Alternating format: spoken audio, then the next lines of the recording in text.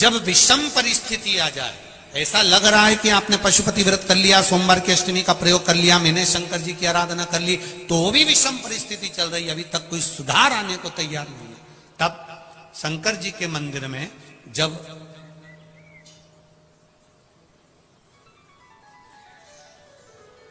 बेलपत्र चढ़ाने के लिए आप जाएं, तब प्रयास करिएगा कि बेलपत्र को, अशोक सुंदरी का स्थान सबको मालूम है ना, बोलो जम के बोलो जरा, मालूम है सबको?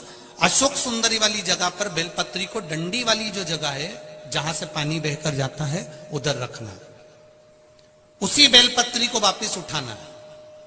शिव जी के शिवलिंग पर जब बेलपत्री रखो तो डंडी का भाग, आप यहां बैठे हो तो डंडी का भाग पीछे की ओर होना चाहिए, शिवलिंग जैसे ये है तो डंडी का भाग पीछे की ओर, उसको रखकर 7 लोटा जल भगवान शंकर पर समर्पित कर दीजिए, अपने भाव को रखते हो। अगर विषम परिस्थिति चल रही है, आपने पशुपति व्रत कर लिया, सोमवार के अष्टमी का कर लिया, उसके बाद भी कार्य नहीं हो रहा, अटक रहा है किसी कारणवश, कोई फाइल मोटी है, थोड़ा समय लग रहा है, तो 7 लोटा जल का प्रयोग करें।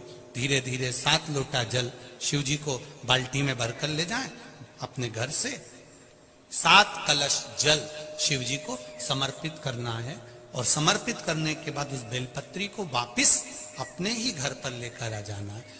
11 दिन 21 दिन उसको रखो, फिर उसका विसर्जन वापिस किसी नदी, सरोवर, तालाब या वृक्ष के नीचे कर दीजिए, बाबा हाथ पकड़कर बाहर निकाल ही देगा। परिस्थिति अगर बहुत विचित्र, विषमता, बहुत विषम परिस्थिति में उस जगह पर इसका प्रयोग कर सकते।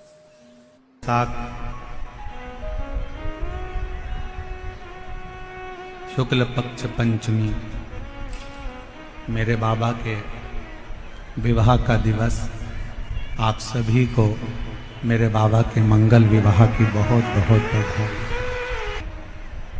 जैसे एक वृक्ष है और उस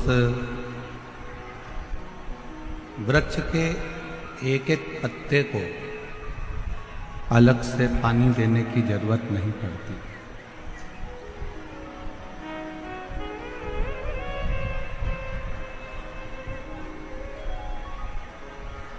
वृक्ष की अलग अलग लताओं को पानी देने की जरूरत नहीं पड़ती।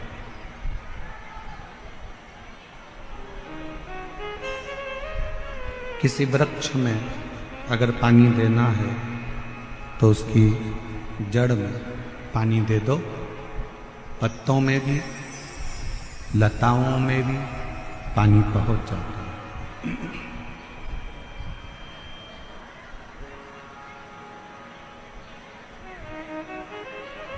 एक एक पत्ते को अगर पकड़कर पानी दोगे तो वो श्रेष्ठ नहीं। एक एक लता को अगर पकड़कर पानी दोगे तो वो श्रेष्ठ नहीं। पर यदि वो लता में भी जा रहा है और पत्तों में भी जा रहा है। शिव महापुराण की कथा कहती है कि 33 कोटि देवताओं को अलग अलग जल चढ़ाने की जरूरत नहीं पड़ती। यदि एक देव अधिदेव महादेव पर एक लोटा जल चढ़ जाता है तो 33 कोटि देवताओं को प्राप्त हो जाए।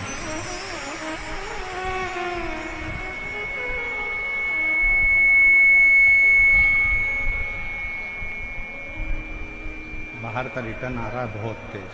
केवल जड़ में पानी चढ़ाया, जड़ में पानी दिया और पूरे वृक्ष को ताजगी मिल गई,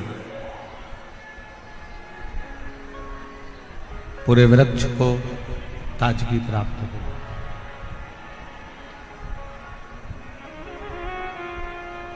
बस एक पितरों को भजना है। कोई ने कह दिया कि पितर दोष है, पितरों का दोष लगा हुआ है, या पितरों का दोष है घर में, कोई कहे कि वास्तु का दोष है घर में।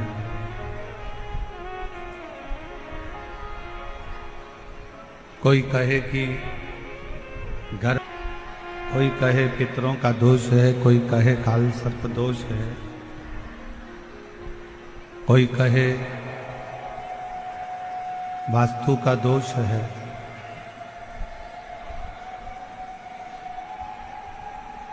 ये सारे दोष अगर घर में लगे हुए हैं और यदि आप भगवान शंकर को एक लोटा जल समर्पित कर रहे हैं तो दुनिया का कोई दोष आपको कभी भी नहीं लग सकता।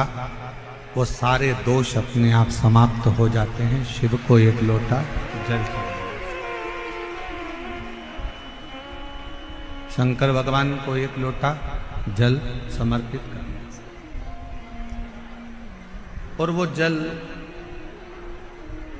एक विश्वास का होना चाहिए। दूसरा दोष लग गया, कोई दूसरा दोष लग गया, कोई कहता है कि बेटी को मंगल लग गया, कोई कहे बेटे को बुध लग गया, कोई कहे शनि लग गया, कोई कहे गुरु लग गया, कोई कहे ये लग गया, तो उसको कह देना कि हमको तो केवल एक लगा है और वो हमारा शंकर लगा है, और वो लगा है तो फिर कोई दोष नहीं लगता।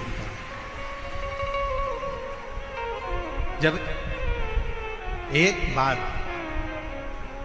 जिसको शिव लग जाए, एक बार जिसको शंकर लग गए, एक बार जिसको शिव लग गए, तो फिर दूसरा कुछ नहीं लगता।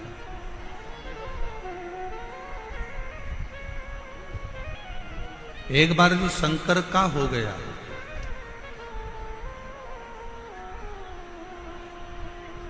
वो कहते हैं ना दिल्ली से सुनो, शिव कथा कर रही है, भगवान शंकर का संवाद। चंचुला दो स्थान पर पहुंचा, पहला गोकर्ण क्षेत्र और दूसरा काशी क्षेत्र। और शिव महापुराण की कथा कहती है, अगर आप मान लो काशी नहीं जा सकते, गोकर्ण क्षेत्र नहीं जा सकते, तो एक बेलपत्र को लेकर, दो बेलपत्र आप लीजिए, एक बेलपत्र को लेकर बेलपत्र के वृक्ष के नीचे, बेलपत्र को हाथ में लेकर बेलपत्र के वृक्ष की एक परिक्रमा कर कर, वो बेलपत्र अशोक सुंदरी वाली, अशोक सुंदरी की जगह मालूम है ना आप लोगों को? हाथ उठाओ जरा, किस किस को मालूम है?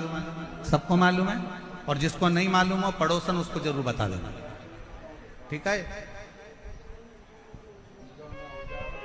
बेलपत्र के वृक्ष, बेलपत्र को हाथ में लेकर बेलपत्र के वृक्ष की परिक्रमा कर कर अशोक सुंदरी वाले स्थान पर एक बेलपत्र समर्पित कर दो। दूसरी बेलपत्र जिसको आपने परिक्रमा में नहीं रखा है, उस बेलपत्र को शंकर के शिवलिंग पर समर्पित कर दो, और एक लोटा जल बाबा को समर्पित कर कर उस जल का सींचन, आचमन कर लीजिए। आपको गोकर्ण प्रदेश और काशी प्रदेश दोनों के तीर्थ का फल एक क्षण में प्राप्त हो, एक क्षण में प्राप्त हो दोनों।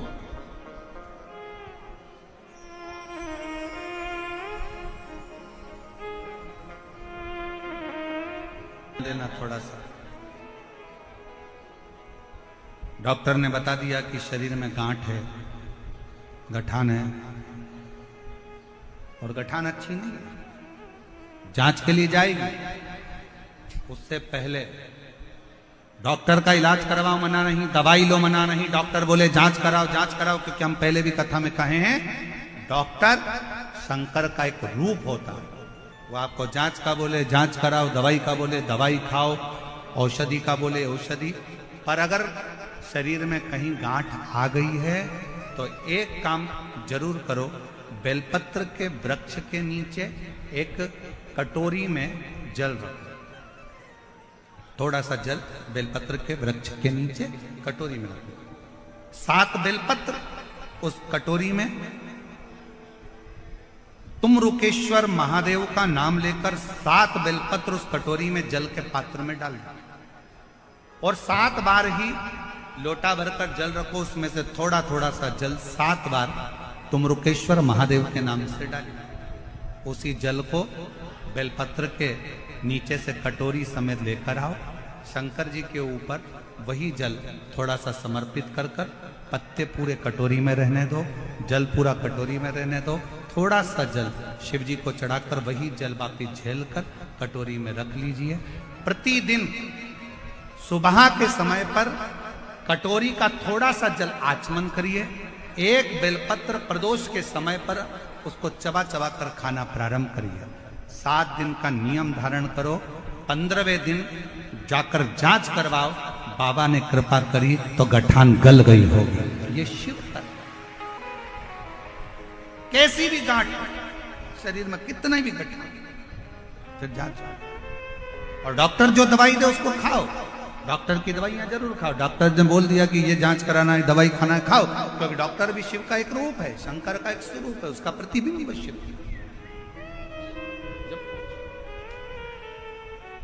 चंचुला देवी 2 प्रदेश में भ्रमण कर, 2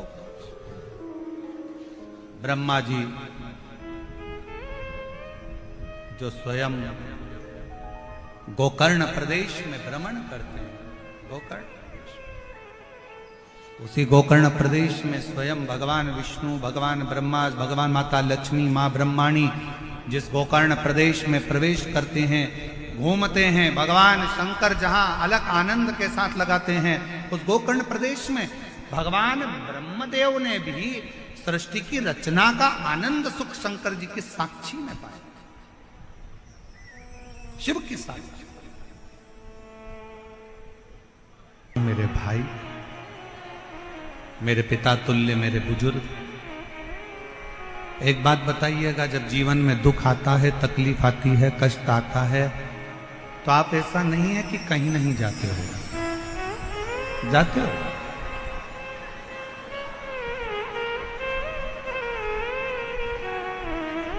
जब दुख तकलीफ आता है, कष्ट आता है, तो हमें 50 जगह जाना पड़ता है। हमारे जीवन में ये तकलीफ आ गई, हमारे जीवन में ये कष्ट आ गया, हमारे जीवन में ये तकलीफ आ गई,